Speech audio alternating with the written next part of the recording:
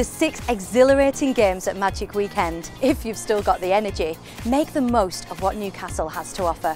There are so many interesting things to see and do, so whatever you're into, you're bound to find something in Newcastle to enjoy. Right now, I'm stood on the top of Newcastle Castle, which has just reopened after 30 years, and the views from the top are spectacular.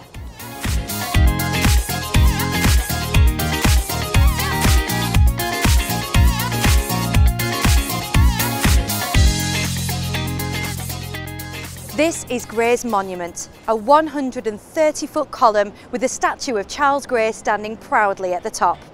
He was an active politician, but when I hear Earl Grey, I just think nice cup of tea.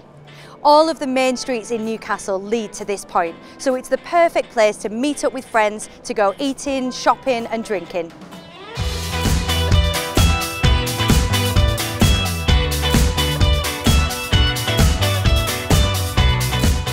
Visitors to Newcastle are often surprised when I tell them to come to the cinema, but the Tyneside is not your average cinema.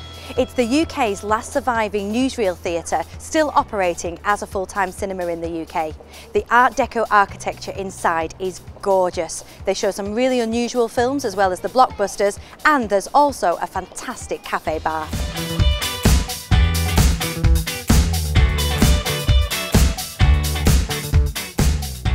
So this is Craig, live events producer at the Tyneside Bar Cafe. And Craig, I know you're a big rugby league fan. You go into Magic Weekend. What do you think's so fantastic about it? It's just great to have an event like this in Newcastle.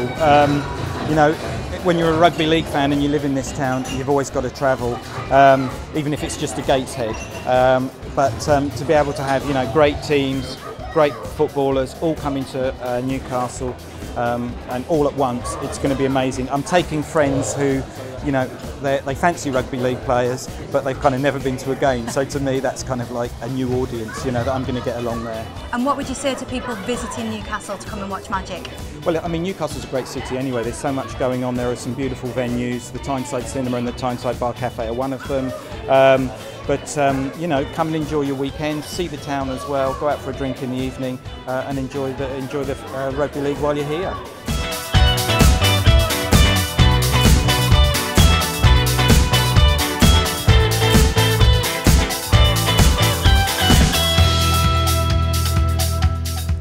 When most people think of Newcastle, they'll probably picture one of the iconic bridges across the River Tyne.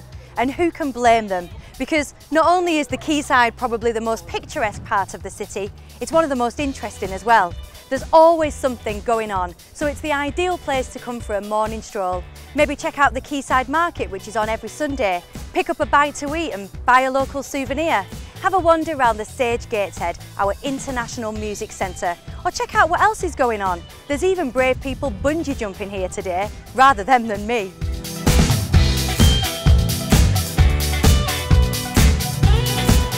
If art and culture is your thing, you'll be pleased to know that in Newcastle and the surrounding areas, there are loads of museums and galleries that you can visit for free. The Lang Art Gallery and the Discovery Museum in the city centre, to name but two. And here on the Keyside, the Baltic Centre for Contemporary Art, which has 6 floors of popular exhibitions and fantastic views.